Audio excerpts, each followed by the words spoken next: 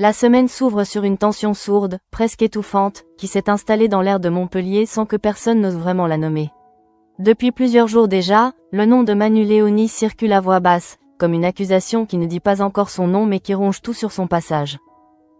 Dans les couloirs du commissariat, dans les conversations tronquées, dans les silences trop longs, une même question plane. Comment un homme comme lui a-t-il pu se retrouver pris au piège d'une affaire aussi grave, aussi destructrice? Et surtout, combien de temps tiendra-t-il avant que tout ne s'effondre? À l'aube de cette nouvelle journée, Manu observe son reflet dans la vitre de la cuisine, immobile, les traits tirés par des nuits sans sommeil. Depuis qu'il est dans le viseur de la justice, chaque geste du quotidien a pris une lourdeur inhabituelle. Boire un café, regarder l'heure, répondre à un message, tout semble chargé d'un poids qu'il n'avait jamais connu auparavant. L'assignation à résidence n'est pas encore officielle, mais il en ressent déjà la contrainte, comme si les murs se resserraient lentement autour de lui. Eve tente de le rassurer, de maintenir une forme de normalité, mais son regard trahit une inquiétude qu'elle n'arrive plus à dissimuler. Elle sait que la tempête ne fait que commencer. Pendant ce temps, au lycée, Charlotte avance dans les couloirs avec une raideur presque mécanique. Chaque pas lui demande un effort démesuré, comme si son corps résistait à l'idée même de continuer à jouer ce rôle qu'elle n'a pas vraiment choisi. Depuis que tout a basculé, elle vit dans un état de tension permanente, tiraillée entre la vérité qu'elle étouffe et la peur viscérale qui l'empêche de parler. Le souvenir de Sacha, de ses mots, de ses menaces, est omniprésent. Il ne lui laisse aucun répit, même en son absence. Elle sent son emprise jusque dans ses pensées les plus intimes, comme une voix qui lui répète sans cesse qu'elle n'a plus d'issue. Au commissariat, l'ambiance est électrique. Alex Lévy ne parvient plus à cacher sa colère. Voir Manu ainsi soupçonné, réduit à se justifier, heurte tout ce en quoi il croit. Pour lui, cette affaire dépasse largement le cadre professionnel. Elle touche à l'amitié, à la loyauté, à cette ligne invisible qu'il refuse de franchir entre la procédure et l'humain. Il sait que rester dans les clous ne suffira pas à sauver Manu. Alors, presque instinctivement, il commence à envisager une autre voie, plus risquée, plus personnelle. Une enquête parallèle, menée en silence, loin des regards et des règles officielles. Lorsque Manu est convoqué devant la juge Cécile Alphand, la pression atteint un nouveau palier. Dans la salle d'audience, le silence est pesant, coupé seulement par le froissement des dossiers et les voix maîtrisées de ceux qui ont l'habitude de ces moments décisifs. Manu se tient droit, mais à l'intérieur, tout vacille. Être suivi, surveillé, assigné à résidence en attendant la suite de l'enquête, c'est accepter une forme de culpabilité qu'il n'a jamais ressentie. La décision tombe, implacable, et même si elle se veut provisoire, elle sonne comme une condamnation anticipée. En sortant, Manu croise le regard d'Alex, aucun mot n'est échangé, mais tout est dit dans ce bref échange silencieux. Dans le même temps, Charlotte lutte contre une angoisse grandissante. Elle sait que la situation de Manu se complique à cause d'elle, à cause de ce mensonge qu'elle n'arrive plus à porter. À plusieurs reprises, l'idée de tout avouer lui traverse l'esprit, mais chaque fois, le souvenir du sextape brandi par Sacha comme une arme suffit à la paralyser. Cette vidéo, elle le sait, pourrait la détruire définitivement. La honte, la peur du regard des autres, la culpabilité envers sa famille, tout se mélange dans un tourbillon qui l'empêche de respirer. Elle se sent piégée, enfermée dans une spirale dont elle ne voit pas la sortie. Alex, de son côté, commence à assembler les pièces d'un puzzle qui, peu à peu, prend une forme inquiétante. Les premiers résultats tombent, l'ADN de Charlotte a été retrouvé sur la veste de Manu. Une preuve matérielle qui, sur le papier, accable encore davantage son ami. Pour Alex, c'est un coup dur, mais aussi un signal. Quelque chose cloche. Il connaît Manu, il connaît ses principes, et il refuse de croire à une vérité aussi simpliste. Il replonge alors dans les détails, les lieux, les horaires, les témoignages, à la recherche de la faille qui permettra de faire basculer l'affaire. C'est en recoupant plusieurs éléments qu'un nom et une adresse commencent à émerger, la rue des Merles. Ce lieu, apparemment anodin, revient de manière insistante dans le récit de Charlotte. Un rendez-vous, une attente, une présence inexpliquée. Pour Alex, cette coïncidence n'en est pas une. Il se souvient qu'un local suspect y est déjà dans leur radar, lié à Sibylle Delorme. Lentement, le lien se dessine entre Charlotte, la rue des Merles et cette femme au passé trouble. Une intuition prend forme. Si la clé de l'innocence de Manu existe, elle se trouve peut-être là. À ce moment-là, Salomé est convoquée au commissariat. Son témoignage pourrait faire basculer l'enquête, mais elle choisit de mentir, persuadée qu'elle protège Charlotte en dissimulant l'existence de Sacha. Ce mensonge supplémentaire alourdit encore l'atmosphère. Chaque personne impliquée semble ajouter une couche de silence et de non-dit, rendant la vérité de plus en plus difficile à atteindre. Alex, conscient de ce mur qui se dresse devant lui, comprend qu'il devra aller plus loin, quitte à s'exposer lui-même. Pendant ce temps, Charlotte vit une véritable descente aux enfers. Les nuits sont courtes, peuplées de cauchemars où les visages se confondent et où la peur ne la quitte jamais. Elle observe son père, Sohan, avec un mélange de honte et de tendresse. Elle sait qu'elle est en train de le trahir, de lui mentir, et cette idée la ronge plus que tout le reste. Par moments, elle se surprend à espérer que tout s'arrête, que quelqu'un découvre la vérité à sa place, pour qu'elle n'ait plus à porter ce fardeau seule. Au commissariat, l'arrestation de Sibylle Delorme, d'Elias et de leurs complices marque un tournant apparent dans l'enquête. L'opération est menée avec efficacité, et pendant un court instant, Alex espère tenir enfin une piste solide. Mais lors de son interrogatoire, Sibylle nie formellement connaître Charlotte. Son calme, presque provocateur, déstabilise. Rien ne filtre, aucun aveu, aucune faille visible. Pour Alex, c'est une frustration immense. Il est convaincu que Sibylle ment, mais il lui manque encore la preuve qui permettra de le démontrer. Dans cette atmosphère lourde, la juge Alphand prend une décision qui divise, organiser une confrontation entre Manu et Charlotte. Malgré l'avis défavorable de la psychologue Lucie, elle estime que ce face-à-face est nécessaire. Pour Manu, l'annonce est un choc. Se retrouver devant celle qui l'accuse, entendre à nouveau ces mots qui le salissent, représente une épreuve presque insurmontable. Pourtant, il accepte, convaincu qu'il n'a rien à cacher et que la vérité finira par s'imposer. Charlotte, elle, vit cette perspective comme une menace supplémentaire. L'idée de croiser le regard de Manu, de soutenir ses accusations en face de lui, la terrorise. Elle se sent déjà coupable, même si elle continue de s'accrocher au mensonge comme à une bouée de sauvetage. À ce stade, elle n'est plus certaine de ce qu'elle veut réellement. Sauver Manu, se sauver elle-même, ou simplement faire cesser cette douleur constante qui la consume de l'intérieur. Dans le même temps, Alex ne relâche pas la pression. Il commence à suivre Charlotte discrètement, conscient que le moindre détail peut être crucial. Un après-midi, à la sortie du lycée, il remarque une moto qui vient la chercher. Le moment est bref, presque anodin, mais Alex agit par réflexe. Il photographie la plaque d'immatriculation. L'image est floue, inexploitable en l'état, mais elle confirme ses soupçons. Charlotte n'est pas seule. Quelqu'un gravite autour d'elle, quelqu'un qui a intérêt à ce qu'elle se taise. Cette découverte renforce la détermination d'Alex. Il sait qu'il est sur la bonne voie, même si le chemin reste semé d'embûches. À mesure que les jours passent, l'étau se resserre autour de Manu. La confrontation approche, et avec elle, le risque que tout bascule définitivement. Pour Alex, chaque minute compte désormais. Il n'a plus le droit à l'erreur. La veille de la confrontation, Charlotte craque. Sous la pression, elle appelle Sacha, la voix tremblante, au bord de l'effondrement. Elle lui dit qu'elle n'en peut plus, qu'elle veut dire la vérité, qu'elle veut innocenter Manu. La réponse de Sacha est immédiate, glaciale. Il lui rappelle le sextape, la menace qu'il représente, la destruction qu'il entraînerait s'il était diffusé. Charlotte comprend alors qu'elle est complètement piégée. Ce n'est plus seulement un mensonge, c'est une prison mentale dont elle ne sait pas comment s'échapper. Dans cette nuit lourde de conséquences, chacun des protagonistes est seul avec ses pensées.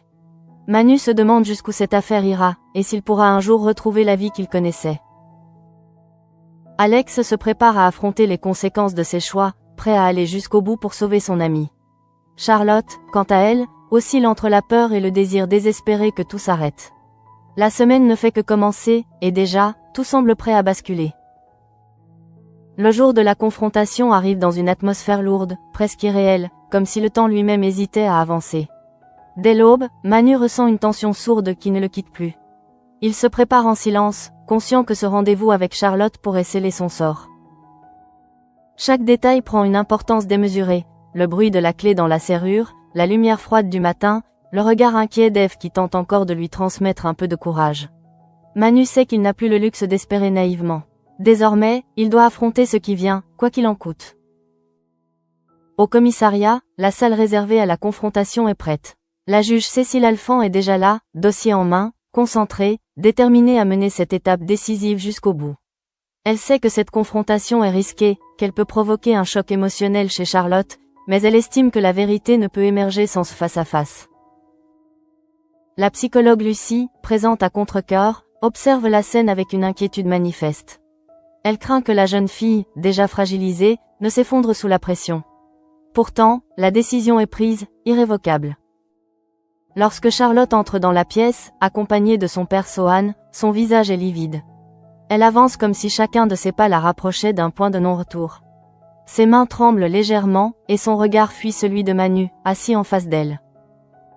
Elle sent son cœur battre trop fort, trop vite, comme s'il voulait s'échapper de sa poitrine. Tout en elle hurle qu'elle devrait s'arrêter, dire la vérité, mettre fin à ce cauchemar. Mais la peur, nourrie par les menaces de Sacha, la retient prisonnière. La confrontation commence dans un silence pesant. La juge Alphand pose les questions avec une précision chirurgicale, laissant peu de place à l'émotion. Manu répond calmement, malgré la tempête intérieure qui le secoue. Il répète qu'il n'a rien fait, qu'il n'a jamais agressé Charlotte, qu'il ne comprend pas comment la situation a pu en arriver là.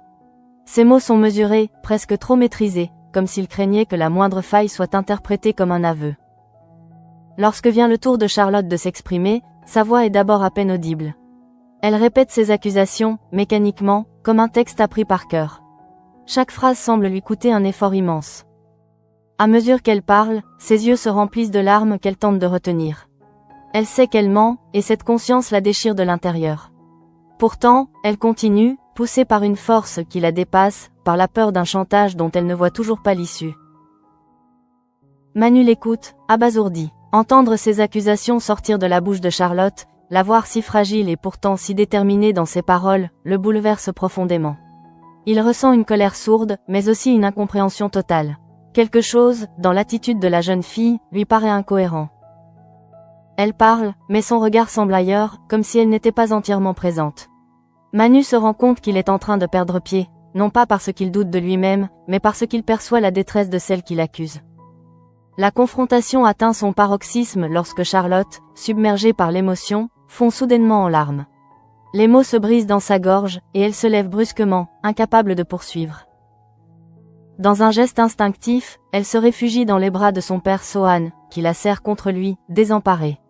La scène est d'une intensité rare, laissant dans la pièce une impression de malaise profond.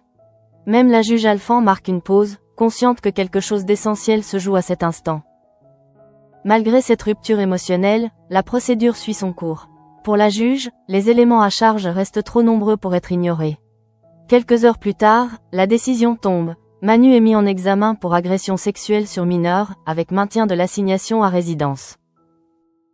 La nouvelle se répand rapidement, comme une onde de choc.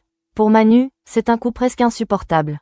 Il a l'impression que le sol se dérobe sous ses pieds, que tout ce qu'il a construit est en train de s'effondrer, lentement mais inexorablement. Alex apprend la décision avec une rage difficile à contenir. Il sait que la justice a parlé, mais il refuse d'y voir la fin de l'histoire. Pour lui, cette mise en examen ne fait que renforcer sa conviction.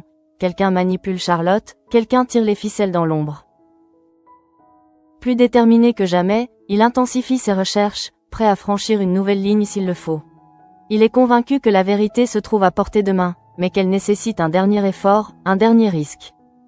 Dans le même temps, Charlotte retourne chez elle, anéantie. La confrontation l'a laissée vider de toute énergie. Elle se sent coupable, sale, incapable de se regarder dans le miroir. Sohan tente de la rassurer, persuadée qu'elle a agi comme elle le devait, qu'elle est une victime qu'il faut protéger.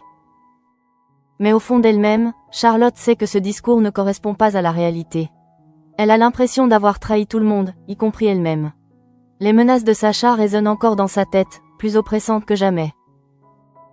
Alex, de son côté, se concentre sur un élément précis, la moto aperçue devant le lycée. L'image floue de la plaque d'immatriculation continue de le hanter. Il décide de recourir à la vidéosurveillance du quartier, exploitant chaque caméra susceptible d'avoir capté le passage de la moto. Les heures défilent, ponctuées de frustration et de faux espoirs.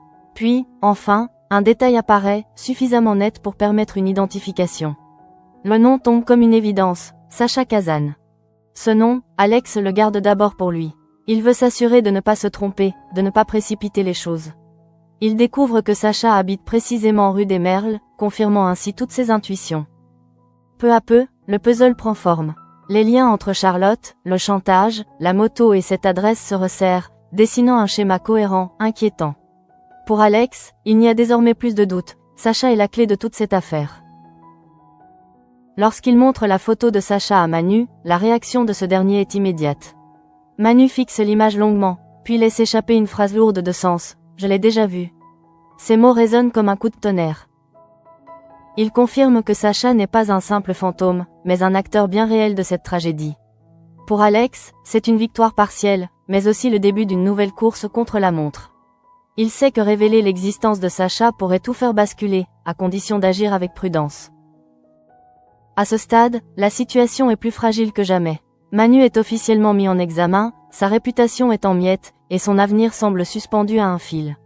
Charlotte est prisonnière d'un mensonge qui la détruit à petit feu. Alex, quant à lui, se tient à la croisée des chemins, conscient que ses prochaines décisions pourraient sauver un homme, ou le perdre définitivement. La semaine avance, et avec elle, la certitude que rien ne sera plus jamais comme avant. La mise en examen de Manu agit comme une déflagration silencieuse, dont les ondes se propagent bien au-delà du cadre judiciaire.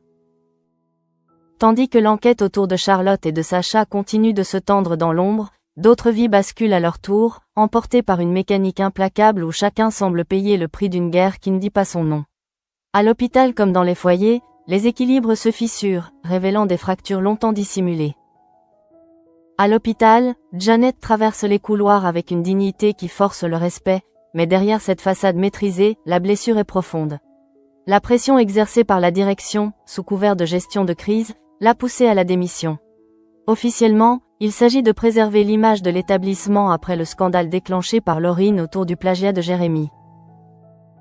Officieusement, Janet sait qu'elle sert de fusible. Son mandat devait encore durer 10 mois, et elle se retrouve soudain évincée, privée d'un rôle qui faisait partie intégrante de son identité. Elle quitte son bureau une dernière fois, consciente que ce départ n'a rien de volontaire. Alain assiste à cette chute avec une amertume qu'il ne cherche pas à cacher. Lorsqu'on lui propose de prendre la succession de Janet, il refuse sans hésiter. Pour lui, accepter serait une trahison.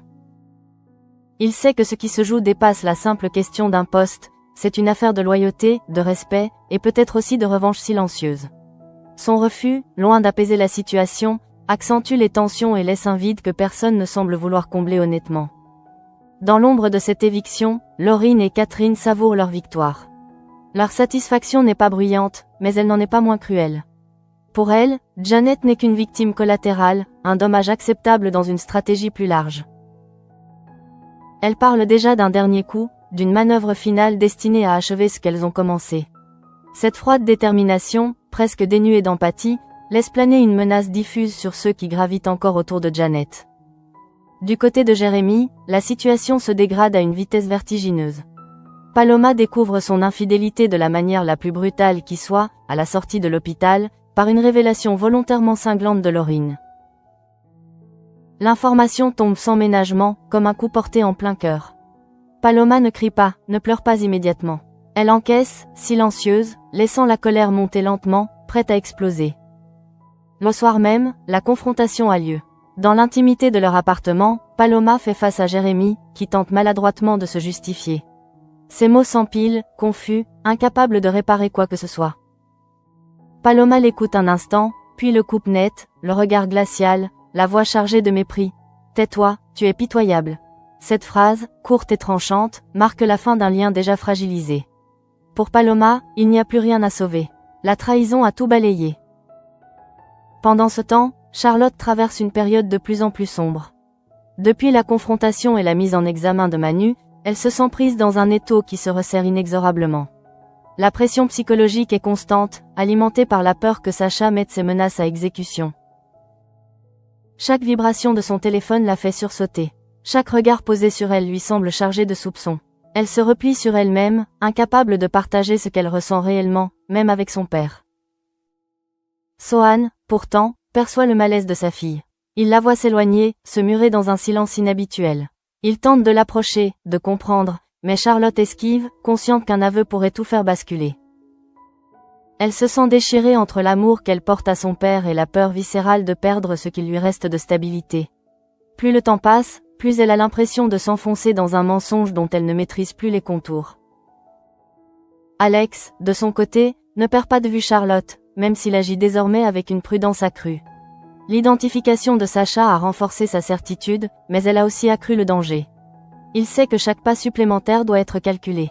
Pourtant, il ne peut s'empêcher de remarquer les premiers signes de fissure chez la jeune fille. Son attitude change, son assurance vacille, et derrière ces silences, Alex devine une lutte intérieure intense. Il comprend que Charlotte est autant une pièce maîtresse de l'affaire qu'une victime collatérale d'un système de manipulation bien rodé. Dans le même temps, Manu tente de survivre à son assignation à résidence. Les journées s'étirent, interminables, rythmées par des pensées obsédantes et des souvenirs qui remontent sans prévenir. Il repense à sa carrière, à son engagement, à toutes ces années passées à défendre la justice, pour se retrouver aujourd'hui de l'autre côté de la barrière. La honte, la colère, l'injustice se mêlent dans un cocktail émotionnel qu'il peine à contenir. Malgré le soutien d'Ève, il se sent profondément seul. À mesure que les jours avancent, l'affaire Manu commence à influencer les conversations, les regards, les attitudes. Certains prennent leur distance, d'autres murmurent. La rumeur enfle, déformant les faits, amplifiant la douleur. Manu en est conscient, et cette prise de conscience le blesse presque autant que la procédure judiciaire elle-même. Il réalise à quel point une accusation peut suffire à détruire une vie, même avant toute condamnation. Parallèlement, les 18 ans de Pablo approchent, offrant une parenthèse en apparence plus légère, mais qui se révèle rapidement chargée d'émotions contradictoires. Sabine, Hugo, Janet et Baker s'efforcent de créer un moment de joie autour de lui, conscients que ce passage à l'âge adulte mérite d'être célébré malgré le contexte pesant. Noura, avec une tendresse sincère, lui offre un album photo retraçant leur première année de relation. Ce geste touche Pablo, mais il ne parvient pas à masquer complètement la tristesse qui l'habite. Baker, de son côté, lui remet une montre, un objet chargé de symbolique, qu'il avait lui-même reçu de ses parents pour ses 18 ans. Ce cadeau, empreint de transmission et de continuité, émeut Pablo plus qu'il ne l'aurait imaginé. Pourtant, derrière les sourires et les félicitations, une absence pèse lourdement, celle de Caroline, sa mère, dont il n'a aucune nouvelle depuis 1 an. Pablo finit par se confier à Baker, laissant éclater une douleur qu'il contenait depuis trop longtemps. Il se sent abandonné, oublié, comme si sa mère avait choisi de disparaître de sa vie sans explication. Hugo, animé par une bonne intention maladroite, décide alors de contacter Caroline. Mais cette initiative, loin d'apaiser les choses, provoque une réaction violente chez Pablo. Il reproche à Hugo de s'immiscer dans ses affaires, affirmant qu'il a appris à vivre sans elle. Lorsque Caroline reprend finalement contact, la réaction de Pablo est sans appel. Il lui demande de l'oublier, de ne plus chercher à le joindre. Cette rupture, brutale et définitive en apparence, laisse une trace profonde chez tous ceux qui y assistent. Le beau-père de Pablo, quant à lui, ne cache pas son hostilité, ajoutant une couche supplémentaire de tension à une situation déjà fragile. Ainsi, tandis que l'enquête autour de Manu continue de faire vaciller les certitudes, d'autres drames se nouent en parallèle, révélant une semaine où chaque personnage semble confronté à ses propres limites. Les mensonges, les trahisons et les silences s'entrelacent, préparant le terrain à de nouveaux bouleversements. Rien n'est encore résolu, et déjà, les conséquences de ces choix commencent à se faire sentir, annonçant une suite encore plus sombre. À mesure que la semaine avance, une sensation d'urgence s'installe, comme si chaque minute comptait davantage que la précédente. Les événements récents ont laissé des traces profondes, et chacun tente désormais de composer avec les conséquences de décisions prises trop vite ou sous la contrainte. L'affaire Manu n'est plus seulement une enquête judiciaire, elle est devenue un prisme à travers lequel tous les rapports humains semblent se déformer. Pour Manu, l'assignation à résidence transforme son appartement en une sorte de refuge forcé, à la fois protecteur et oppressant. Les murs qu'il connaissait si bien lui renvoient désormais une image de captivité. Il passe de longues heures à regarder par la fenêtre, observant la vie continuer sans lui, indifférente à son sort. Les appels d'Alex sont devenus sa principale bouffée d'oxygène. À chaque conversation, il perçoit la détermination de son ami, mais aussi le poids écrasant de la responsabilité qu'il porte désormais sur ses épaules. Alex, justement, avance sur une ligne de crête. L'identification de Sacha Kazan a ouvert une brèche, mais elle reste fragile. Il sait que sans preuve irréfutable, ses intuitions ne suffiront pas à renverser la situation de Manu. Il multiplie les vérifications, recoupe les informations, retourne mentalement chaque détail de l'affaire. La rue des Merles devient une obsession. Chaque caméra, chaque témoignage potentiel, chaque déplacement de Sacha est passé au crible. Alex agit avec une prudence presque paranoïaque, conscient qu'un faux pas pourrait non seulement compromettre l'enquête, mais aussi l'exposer personnellement. Dans ce contexte tendu, Charlotte continue de s'enfoncer dans un silence lourd de sens. Depuis la confrontation, quelque chose s'est brisé en elle. Elle ne parvient plus à maintenir la façade qu'elle s'était construite. À l'école, ses absences se multiplient, ses résultats chutent, et son isolement devient de plus en plus visible. Les regards de ses camarades, parfois compatissants, parfois suspicieux, la mettent profondément mal à l'aise. Elle a l'impression d'être observée en permanence, jugée, analysée. Sacha, de son côté, ne relâche pas la pression. Ses messages, parfois à peine voilés, parfois ouvertement menaçants, rappellent à Charlotte qu'elle n'a pas le droit de faiblir. Il joue sur sa peur, sur sa culpabilité, sur son besoin désespéré de préserver une apparence de normalité. Pour lui, chaque hésitation de Charlotte est un danger potentiel. Il le sent, et cette intuition le rend plus agressif, plus imprévisible. Sohan, impuissant face à la détresse de sa fille, tente de maintenir un semblant de stabilité familiale. Il se raccroche à l'idée que la justice finira par faire son travail, que la vérité émergera tôt ou tard. Pourtant, au fond de lui, un doute commence à s'insinuer. Certaines attitudes de Charlotte, certains silences prolongés, certaines réactions disproportionnées l'interpellent.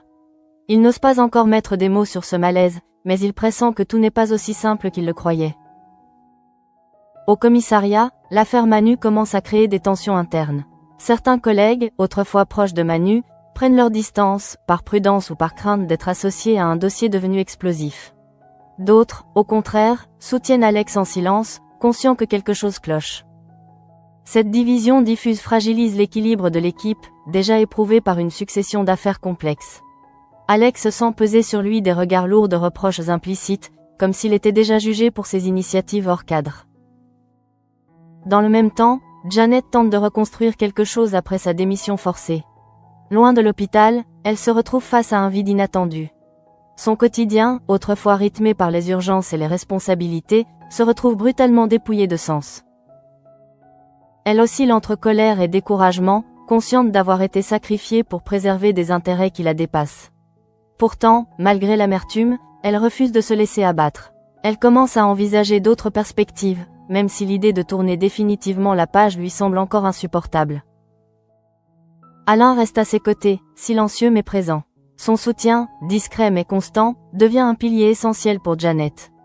Ensemble, ils tentent de donner un sens à cette injustice, de transformer cette épreuve en une forme de résistance. Mais l'ombre de Catherine et de Laurine plane toujours, rappelant que leur victoire n'est peut-être que provisoire. Du côté de Paloma, la rupture avec Jérémy laisse un goût amer. La colère initiale fait progressivement place à une tristesse plus profonde, plus sourde. Elle réalise que la trahison qu'elle a subie remet en question bien plus qu'une simple relation amoureuse. Elle ébranle sa confiance, son regard sur les autres, et sur elle-même. Malgré tout, elle refuse de céder à l'apitoiement. Elle se promet de ne plus laisser personne décider à sa place de ce qu'elle mérite. Pablo, quant à lui, tente de se convaincre qu'il a fait le bon choix en coupant les ponts avec sa mère. Mais cette décision, aussi ferme soit-elle en apparence, le laisse dans un état de fragilité extrême. Les nuits sont difficiles, peuplées de questions sans réponse et de souvenirs qu'il aurait préféré oublier. Baker et Sabine s'inquiètent pour lui, conscients que cette rupture pourrait laisser des traces durables. Il cherche les mots justes, sans toujours les trouver. À ce stade de la semaine, tous les fils narratifs semblent converger vers un même point de tension. Les mensonges s'accumulent, les vérités tardent à émerger, et chacun se retrouve confronté à ses propres limites. Alex sait qu'il approche d'un moment décisif. Il sent que la moindre erreur pourrait anéantir tout ce qu'il a construit jusqu'ici. Pourtant, il refuse de reculer. Pour Manu, pour Charlotte, et peut-être même pour lui-même, il est prêt à aller jusqu'au bout. La semaine est loin d'être terminée, et déjà, l'équilibre est plus fragile que jamais. Les masques commencent à se fissurer, les certitudes vacillent, et dans ce climat de tension extrême, une seule chose est certaine, rien ne pourra rester caché éternellement. À l'approche de la fin de semaine, la tension atteint un seuil critique. Les silences deviennent plus lourds que les mots, et chaque personnage semble avancer au bord d'un précipice invisible. L'affaire Manu a désormais infiltré toutes les strates du quotidien, transformant les gestes les plus simples en actes chargés de conséquences. Rien n'est plus anodin, et chacun le sent, sans toujours parvenir à l'exprimer. Manu, enfermé dans son assignation à résidence, lutte pour ne pas sombrer. Les journées se ressemblent, monotones et oppressantes, mais son esprit, lui, ne trouve aucun repos. Il repense sans cesse à la confrontation, au regard de Charlotte, à cette fragilité qui lui a sauté aux yeux malgré la violence de ses accusations. Peu à peu, une certitude s'impose à lui, Charlotte n'est pas son ennemie. Elle est prisonnière de quelque chose qui la dépasse. Cette intuition, loin de l'apaiser, le tourmente davantage, car il sait qu'il est impuissant à l'aider directement. Alex, de son côté, s'enfonce encore plus profondément dans son enquête parallèle. Il multiplie les filatures discrètes autour de la rue des Merles, observant les allées et venues de Sacha Kazan avec une attention presque obsessionnelle. Chaque détail compte, un horaire inhabituel, une rencontre furtive, un changement de comportement. Alex sait que Sacha est sur ses gardes. Il sent qu'il a été repéré, ou du moins qu'une menace diffuse commence à inquiéter celui qu'il traque. Cette tension permanente rend chaque mouvement plus risqué. Dans le même temps, Charlotte vacille. Les messages de Sacha se font plus pressants, plus intrusifs. Il exige des garanties, des preuves de sa loyauté, comme s'il craignait qu'elle ne lui échappe. Charlotte se sent étouffée, prise au piège d'un jeu pervers dont elle ne maîtrise plus les règles. À plusieurs reprises, elle envisage de se confier à la psychologue Lucie, mais la peur de voir la vérité éclater trop brutalement la retient. Elle redoute autant le scandale que la réaction de son père, qu'elle aime profondément. Sohan, justement, commence à observer sa fille avec un regard nouveau. Certaines incohérences, autrefois ignorées, prennent soudain une signification inquiétante. Il remarque ses absences prolongées, ses nuits agitées, ses réactions excessives à la moindre question. Une inquiétude sourde s'installe en lui, mêlée à un sentiment de culpabilité. Il se demande s'il n'a pas fermé les yeux trop longtemps, s'il n'a pas, sans le vouloir, laissé sa fille s'enfoncer dans une situation dangereuse. Au commissariat, l'atmosphère est tendue. Alex sent que sa hiérarchie commence à s'interroger sur ses méthodes. Les regards se font plus insistants, les remarques plus ambiguës. Il comprend qu'il est surveillé, et que la marge de manœuvre dont il disposait se réduit. Pourtant, il refuse de lâcher prise. Il est convaincu que le temps joue contre Manu, et que chaque minute perdue rapproche son ami d'un point de non-retour judiciaire et médiatique. Dans ce contexte, la figure de Sacha prend une place centrale, presque fantomatique. Plus Alex creuse, plus il découvre un homme habile à se fondre dans l'ombre, à manipuler sans laisser de traces évidentes. Cette capacité à rester en retrait, à utiliser les autres comme des pions, renforce la détermination d'Alex, mais alimente aussi sa frustration. Il sait qu'il tient là un adversaire dangereux, capable de retourner la situation à son avantage s'il se sent acculé. Pendant ce temps, Janet tente de reprendre pied après sa démission. Elle commence à percevoir les contours d'une reconstruction possible, même si le chemin lui semble encore incertain. L'injustice qu'elle a subie continue de la hanter, mais elle refuse de laisser Catherine et Laurine dicter la suite de son histoire. Elle s'appuie sur ceux qui lui restent fidèles, consciente que la solitude serait la pire des défaites. Paloma, elle, essaie de se reconstruire après la rupture. Les mots qu'elle a lancés à Jérémy résonnent encore dans sa tête, à la fois comme une libération et comme une blessure ouverte. Elle oscille entre fierté et chagrin, déterminée à ne pas revenir en arrière, même si la douleur persiste. Cette épreuve la force à se redéfinir, à repenser ce qu'elle attend réellement des autres et d'elle-même. Pablo, quant à lui, continue de faire bonne figure, mais son mal-être transparaît de plus en plus. La coupure avec sa mère a laissé un vide qu'aucune célébration, aussi sincère soit-elle, ne peut combler. Baker tente de jouer un rôle de repère, mais il sent que l'adolescent se referme sur lui-même. Cette inquiétude s'ajoute à un climat déjà pesant, renforçant l'impression que tout le monde avance sur un fil tendu au-dessus du vide. À ce stade, les lignes commencent à bouger subtilement. Charlotte, épuisée par la peur et la culpabilité, frôle le point de rupture. Elle sent qu'elle ne pourra pas tenir indéfiniment sous la pression de Sacha. Cette pensée, à la fois terrifiante et libératrice, l'accompagne jour et nuit. Elle sait qu'un choix devra être fait, tôt ou tard, et que ce choix aura des conséquences irréversibles. Alex perçoit ce basculement. Sans en avoir la preuve formelle, il sent que Charlotte est proche de craquer. Cette intuition le pousse à accélérer encore ses recherches, quitte à prendre des risques supplémentaires. Il sait que la vérité est à portée de main, mais qu'elle pourrait exploser de manière incontrôlable si elle n'est pas accompagnée avec précaution. La fin de semaine approche, et avec elle, la sensation que tous les fils sont sur le point de se tendre jusqu'à la rupture. Les personnages avancent, conscients ou non, vers un moment décisif. Les mensonges s'effritent, les certitudes vacillent, et dans ce climat d'extrême fragilité, chacun se prépare, à sa manière, à affronter ce qui ne pourra plus être évité. La fin de la semaine se rapproche, et avec elle, une sensation d'inéluctable s'impose à tous. Les tensions accumulées ne peuvent plus être contenues indéfiniment, et chacun sent confusément que le moindre événement pourrait désormais provoquer un effondrement en chaîne. L'affaire Manu est entrée dans une phase critique, où chaque décision, chaque silence, chaque regard peut devenir déterminant. Manu, de plus en plus isolé, commence à mesurer l'ampleur des dégâts causés par l'accusation qui pèse sur lui. Les messages de soutien se font plus rares, remplacés par une prudence distante, parfois même par un silence gêné. Il comprend que, dans ce genre d'affaires, l'innocence proclamée ne suffit pas à rassurer. Pourtant, au fond de lui, une forme de lucidité nouvelle s'installe. Il n'attend plus seulement d'être blanchi, il veut comprendre. Comprendre comment Charlotte a pu en arriver là, comprendre qui a réellement orchestré cette chute brutale. Alex, conscient que le temps joue contre eux, décide de pousser plus loin encore son enquête.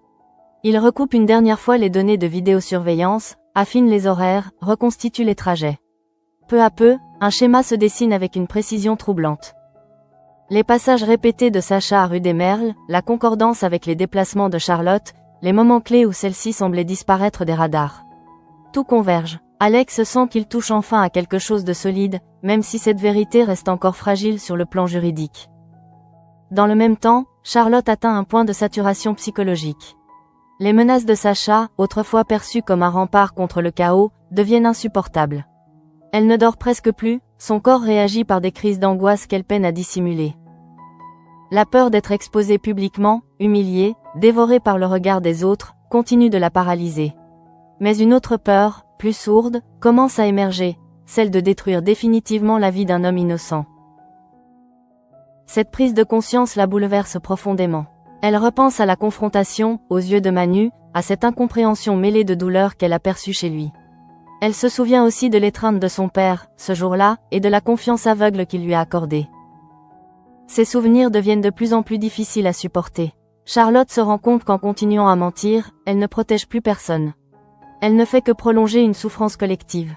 Sohan, de son côté, est désormais convaincu que quelque chose ne va pas. Il surprend sa fille en pleine crise, incapable de reprendre son souffle, le regard paniqué.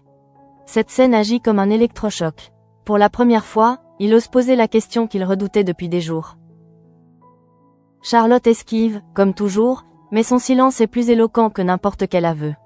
Sohan comprend qu'elle est sous emprise, même s'il n'en saisit pas encore toute la portée. Cette réalisation le plonge dans un mélange de colère et de culpabilité. Alex, informé indirectement de l'état de Charlotte, sait qu'il doit agir avec une extrême prudence. Il comprend qu'elle est à la fois une victime et une clé essentielle de l'affaire. La brusquer serait une erreur irréparable. Il commence alors à envisager une stratégie différente, plus humaine, moins frontale, consciente de la fragilité psychologique de la jeune fille. Cette approche, risquée, pourrait toutefois permettre de faire tomber les défenses de Sacha sans exposer Charlotte à un traumatisme supplémentaire. Sacha, justement, sent que le contrôle lui échappe peu à peu. Les allées et venues suspectes, la pression croissante, les silences prolongés de Charlotte l'inquiètent. Il multiplie les rappels, les menaces voilées, tentant de maintenir son emprise par la peur. Mais cette insistance révèle aussi une faille, Sacha n'est plus aussi sûr de lui. Il craint que la situation ne lui échappe, que son jeu ne soit découvert. Au commissariat, la tension est palpable. Alex sent que ses supérieurs attendent des résultats concrets, et rapidement. La mise en examen de Manu a créé une attente médiatique implicite, un besoin de conclusion qui pourrait se retourner contre eux tous si l'affaire venait à se dégonfler. Alex est conscient que la moindre erreur pourrait être interprétée comme une faute professionnelle. Pourtant, il continue, convaincu que reculer maintenant serait la pire des décisions. Pendant ce temps, Janet observe de loin le chaos provoqué par l'affaire Manu, incapable de ne pas faire le parallèle avec sa propre éviction. Elle voit dans cette situation une illustration brutale de la manière dont les institutions sacrifient parfois les individus pour préserver une façade. Cette réflexion nourrit en elle une détermination nouvelle, celle de ne plus se taire, de ne plus accepter l'injustice comme une fatalité. Même si son combat est différent, il trouve un écho troublant dans celui de Manu. Paloma, quant à elle, commence à reprendre pied, lentement. La douleur de la trahison reste vive, mais elle se transforme peu à peu en une forme de lucidité. Elle comprend que ce qu'elle a vécu n'est pas un échec personnel, mais une révélation. Cette prise de conscience lui permet d'avancer, même si le chemin reste incertain. Dans ce climat général de remise en question, chacun semble contraint de redéfinir ses priorités. Pablo, toujours marqué par la rupture avec sa mère, donne l'impression de s'endurcir prématurément. Derrière cette carapace, Baker perçoit une fragilité inquiétante. Il craint que cette coupure brutale ne laisse des traces profondes. Là encore, L'affaire Manu agit comme un miroir cruel. La vérité, lorsqu'elle est étouffée trop longtemps, finit toujours par exploser. À ce stade, tout semble converger vers un moment de bascule imminent. Charlotte est au bord de l'aveu, Alex est sur le point de réunir les éléments nécessaires contre Sacha, et Manu, malgré l'épreuve, conserve une lucidité qui force le respect. La semaine touche à sa fin, et chacun sent que le dernier acte approche, chargé de promesses et de dangers. Plus rien ne pourra être repoussé indéfiniment. La fin de la semaine arrive avec une lourdeur particulière, comme si l'air lui-même refusait de circuler librement. Tout semble suspendu à un fil, prêt à céder au moindre choc. Pour Manu, pour Charlotte, pour Alex, plus rien ne peut être différé.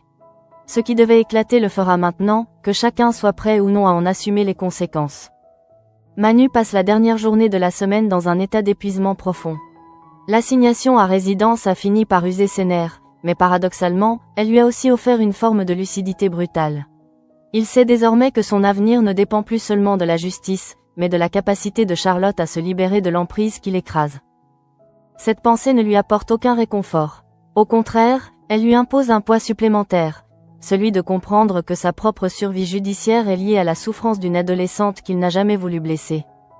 Alex, de son côté, franchit un seuil invisible. Les dernières vérifications de vidéosurveillance ne laissent plus place au doute. Les allées et venues de Sacha, sa présence récurrente rue des Merles, la concordance avec les moments clés du récit de Charlotte, tout s'imbrique désormais avec une précision implacable. Alex sait qu'il tient enfin quelque chose de solide, même si ce « quelque chose » reste fragile tant que Charlotte ne parle pas. Il comprend aussi que la confrontation frontale avec Sacha serait prématurée. Ce serait risqué de faire voler en éclats un équilibre déjà précaire. Charlotte, quant à elle, vit cette dernière journée comme une épreuve insoutenable. Les messages de Sacha continuent d'arriver, plus insistants, plus pressants. Il sent que le contrôle lui échappe et tente de resserrer son emprise par la peur. Mais pour la première fois, Charlotte ressent autre chose que la panique, une fatigue immense, presque une lassitude de mentir. Elle se regarde dans le miroir et peine à se reconnaître. Ce visage crispé, ces yeux cernés, cette angoisse permanente. Tout cela lui semble soudain trop lourd à porter. C'est dans ce climat que Sohan décide de ne plus se contenter d'observer. Il confronte sa fille, non pas avec des accusations, mais avec une inquiétude sincère qui désarme Charlotte. Il lui parle de sa peur de la perdre, de son sentiment d'impuissance, de son regret de ne pas avoir vu plus tôt qu'elle allait mal. Ces mots, simples et directs, fissurent la carapace de Charlotte plus efficacement que toutes les pressions extérieures. Elle comprend alors que continuer à mentir ne la protège plus, ni elle, ni son père. Charlotte ne parle pas encore, mais quelque chose a changé. Son silence n'est plus un refus, mais une hésitation douloureuse, comme si elle se tenait au bord d'un aveu qu'elle n'ose pas encore formuler. Alex perçoit ce basculement sans qu'on ait besoin de le lui dire. Il comprend que le temps joue désormais en faveur de la vérité, même si celle-ci reste terriblement fragile. Pendant ce temps, Sacha sent la situation lui échapper. Il multiplie les gestes maladroits, les tentatives de contrôle excessif, trahissant une nervosité qu'il avait jusque-là parfaitement dissimulée. Cette agitation n'échappe pas à Alex, qui y voit le signe qu'il a touché juste. Mais il sait aussi que Sacha est dangereux, précisément parce qu'il se sent acculé. Chaque faux pas pourrait provoquer une réaction imprévisible. La semaine se conclut sans explosion spectaculaire, mais dans une tension presque plus violente encore. Manu reste mis en examen, toujours assigné à résidence, conscient que rien n'est encore gagné. Pourtant, pour la première fois depuis longtemps, une lueur fragile s'invite dans ses pensées. Il sait désormais qu'Alex a identifié Sacha, que la vérité commence à se frayer un chemin, lentement, douloureusement. Charlotte, de son côté, termine la semaine au bord de l'effondrement, mais aussi au bord d'une décision. Elle comprend que continuer à se taire, c'est accepter de détruire irrémédiablement la vie d'un innocent, et peut-être la sienne. Cette prise de conscience ne la libère pas encore, mais elle marque un tournant irréversible. Alex, enfin, referme cette semaine avec la certitude que rien ne pourra plus rester caché bien longtemps. Les pièces sont en place. Il ne manque plus qu'un élément pour que tout bascule réellement. Cette attente, lourde et dangereuse, devient le cœur même de l'intrigue, une vérité suspendue, prête à éclater, mais encore retenue par la peur, la honte et les non-dits. La semaine s'achève ainsi, non pas sur une résolution, mais sur une promesse de chaos à venir. Chacun sait, au fond de lui, que le prochain pas sera décisif. Et que, lorsque la vérité éclatera enfin, elle laissera derrière elle des vies profondément marquées, à jamais transformées.